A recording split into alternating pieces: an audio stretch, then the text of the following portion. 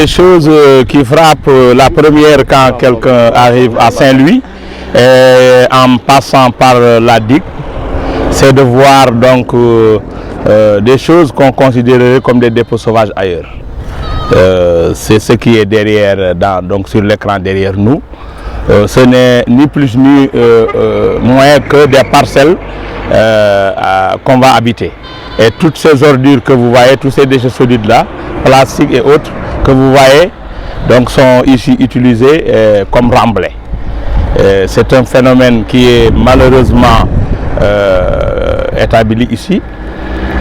Et il va falloir la conjugaison de tous les efforts, toutes les autorités administratives, municipales, les services techniques, avec les communautés à travers les organisations communautaires de base, en tout cas toutes ces structures communautaires, pour que les gens quand même parviennent à prendre conscience du danger que cela constitue d'utiliser ces déchets solides comme remblais en pleine ville.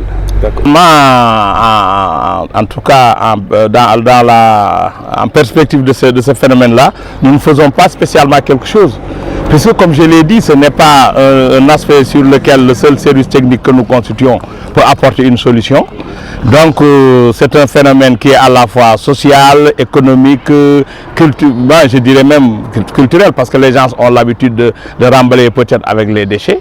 Mais ce qu'il faut retenir ici est que le service d'hygiène est sur le terrain et que, surtout en hivernage, on ne peut pas dormir vraiment sur une seule oreille, parce que vous imaginez ce que cela fait comme danger quand toutes ces ordures-là seront englouties dans des eaux pluviales.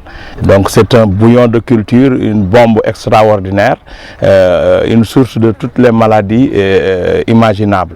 Donc nous sommes sur le terrain avec les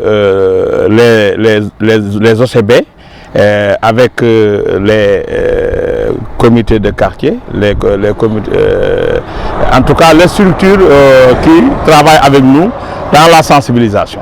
Mais malheureusement, il semble que c'est un phénomène toléré et accepté.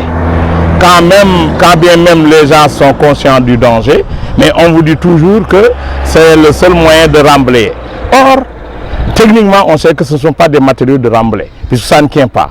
Mais malheureusement, dans le subconscient des ici,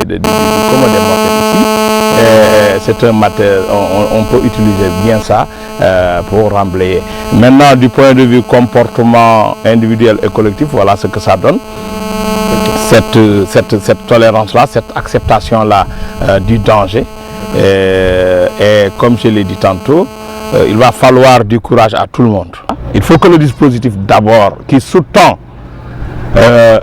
tout le processus soit là, à savoir permettre aux populations de déposer leurs ordures quotidiennement quelque part, de façon organisée, à faire le relais entre ces dépôts-là et un dépôt transitoire. Actuellement, il n'y a que Bas-Sénégal qui existe. Or, à Saint-Louis, on sait qu'on doit en ouvrir d'autres.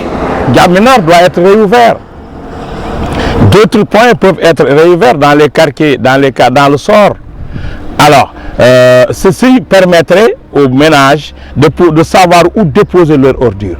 Ça permettrait aux collecteurs, aux charrettes, aux GIE 7 hommes qui font la pré-collecte de pouvoir prendre les ordures des maisons et de les déposer quelque part où les camions viennent, où vraiment les engins lourds du CG viennent prendre pour acheminer au CET de Gandon.